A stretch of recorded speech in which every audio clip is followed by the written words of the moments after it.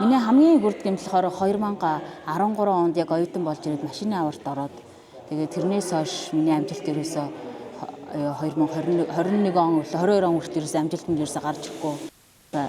Энийг л нэг даваад болж байгаа бол ард нь чамд ямар ч асуудалгүй гэсэн юм сорьсон юм надад өгсөн юм одоо гэж боддоо шин.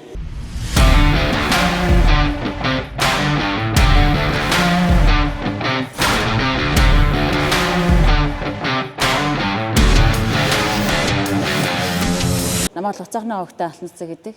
Би халахгүй сумд төрсөн. Доронтой эмэгтэй болохоор яг анхны 2010 онд бокс спортоор хичээлж эхэлсэн. Анхны багш болохоор Эрдэнэ агш зөвлөгч багш болохоор Төмөртэй агш дээр анх яг спортын замлаа эхэлж байсан. Би анх болохоор яг спортоор хичээлэх үедээ би 2010 онд би хангаатан занд ороод нэг мөнгөн медаль аваад тэгээд жоохон их хөөхт нэг юу жоохон шантрах гал ирдэ шүү дээ. Тэгээд тэрнээс хойш дараа нөгөө тэр хожигдсныхаа дараа нэгчтэй ирээд би за би дараагийн тэмцээнд ихчээ таныг заавал хожноо. Тэгээд би спортороо би заавал юмд хүрнэ гэд. Тэгээд тэр үед манай өвгөн багш гэх Төмөр агш минь чи чинээсээ олимпикийн медальтан болно. Миний бити бокс хаяараа гэд. Тэгээд тэр үед манай Төмөр агш надад зориг энэ спортороо чамд мэрийдүү байгаа шүү. Чи авьяастай байна гэд. Тэр үеэс хойш би ер нь энэ спортынхаа одоо энэ бол миний амьдрал гэхдээ одоо олимпик зөвтгөн гэсэн зорилготой тавьсан. Тэр хүн хамгийн баг гоё дурсамжтай түүх. Тэгээд Төмөртэй агш нэг гавьяд шүү дээ манай Төмөр агш. Тэгээд дандаа нэг гавьяатынхаа тэмдгийг дандаа зүлгдэг. Ерөөс нь тэмцээн оролт явах болгоно ингээл нөгөө надад зүлгчилж ирсэн. Ирээдүйн гавьяатан болно. Тэгэл нэг багшаагаа ирдгээр амны бэлэг гэдэг шиг манай багш өргөлж сайхныг би бишээж идэг. Тэгээ нэг багш нарынхаа итгэлийг алдаагүй ингээд дэлхийн медаль нэг авах явцсан амар гоё. Ямар гоё юм багш хүн гэдэг чинь ийм байдаг юм байна. Бүр цаадахыг гоё харддаг юм байна гэдгийг л амар тэр үедээ л би энийг амар сайн багтахж ирсэн.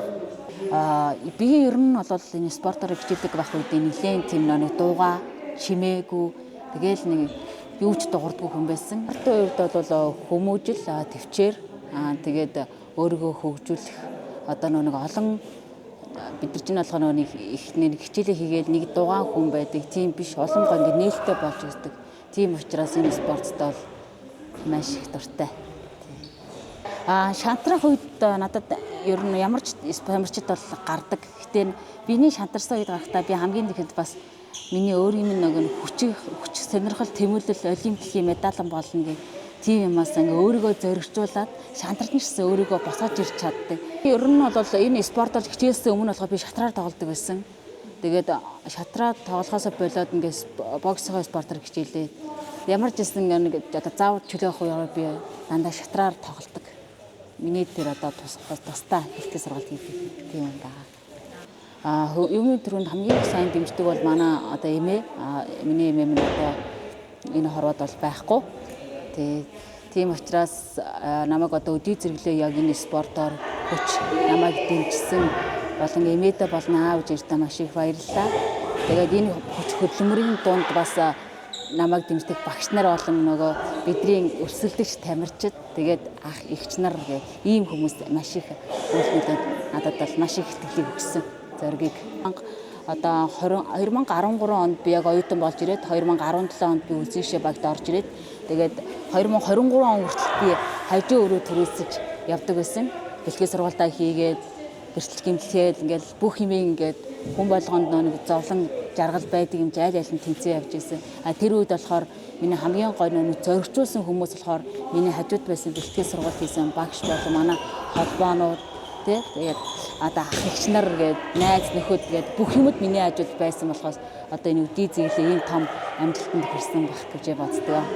Тэгээд сая 2025 онд одоо дэлхийн аваргадаа явахаас өмнө би сая 5 сард холбоос өгсөн шинэ байраа зараад байраа бүр томруулаад 3-4 дэх хорол байр руу шилжиж ирсэн. Тэгээд тэр минь бас энэ байр минь ч гэсэн амар ээлтэй байр.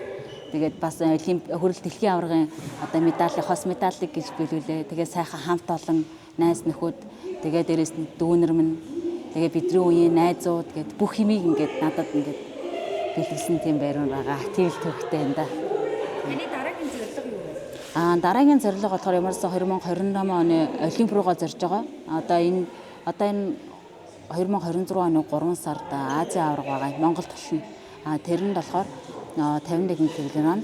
Тэгэхдээ бид нар одоохондоо хэн ямар тамирч орно гэсэн нэрс нь гарааг байгаа. Тамирчид дундаа бүх жингийнхэн хоорондоо спарринг хийгээд тэр спаррингаас ялсан хүмүүс Азийн наадамдаа бүгдээр орно. Тийм учраас одоо манай дүүнер болон одоо найз нөхөд бүгдээрээ энэ дэр бэлтгэл сургалтаа хийж байгаа. Айл нь аврагын ялж авраг болдог гэдэг шиг миний дүүнер ч гэсэн боломж зөндөө байгаа. Би ч гэсэн бас өөрийнхөө мөрөөдлийнхөө тул руу бас зүтгэн. Тэгээ тийм учраас ямар ч гэсэн энэ спарринг юм бол нэлийн гой том өргөн гой юм болох байхаа. Би ч улсын аврагтаа ороод улсын аврагаасаа төрүүлээд тэгээд тэрнээс цаана бид нар зөндөө дөрвөн тэмцээн байсан. Одоо Европ руу дөрвөн тэмцээн байсан. Тэрнэр хүн дээр би одоо холбооныхонтоо болон эмч багштай асуултуудтайгаа ярьж агаад би дөрвөн тэмцээн өндсөн. Яагаад гэхээр нөөний бэрхтэлтэй байсан болохоор тэгээ юуны дөрөнд одоо мэдээж хэрэг нөө багш нартайгаа сайн ярилцаж бид нар дараагийн амжилт ямар нэг урагшилдаг гэдэг шиг. Тэгээд энэ дээр хамгийн гоё зүйл нь ихэр би ингээ багш нартайгаа ярилцаад учир авдлаа хэлээд намайг ингээ хүлээн зөвшөөрөөд дөрвөн тэмцээнийг өнжөөд дэлхийн аврагт мөр ингээ орлуулж өгсөн багш нартаа маш өөрийн дөрөнд багш болон одоо холбооны ерөнхийлөгчтэй бол маш их баярлалаа хэлмээр байна. Тэгээд араас нь ингээд би бас та нарынхаа итгэлийг алдаагүйгээр ингээд дэлхийн аварга ингээ хөрөл медаль их орондоо авчирлаа. Энэ бол бас араас нь тэгээд бас манахаас бүрт чонд манах шилдэг эмэгтэй шилдэг эмэгтэй авлаа. Тэгээд шилдэг тасалцуулаа шилдэг шүүгч гээд энэ жил манайх бол амжилтын буугаар нэлээд сайхан байлаа. Энэ жилд надад мартчихгүй сайхан жил болсон. Миний энэ зэргийг одоо энэ спортоор яваад энэ сайхан хос медальтын их орондоо авчираад энэ сайхан түүх юм та нар мань гэсэн давхар бүтээж байгаа. Та нарын минь ялалт ялагдтал ингээ бүгд явдгийн шүү. Тэгээ та нартаа хязгааргүй их баярлалаа. Тэгээ бүгдээрээ олимп руугаа зүтгэцгээе. Та нар нь бүгдээрээ чадна шүү. Итгэлтэй байцгаагаарай л гэж хэлмээр юм да.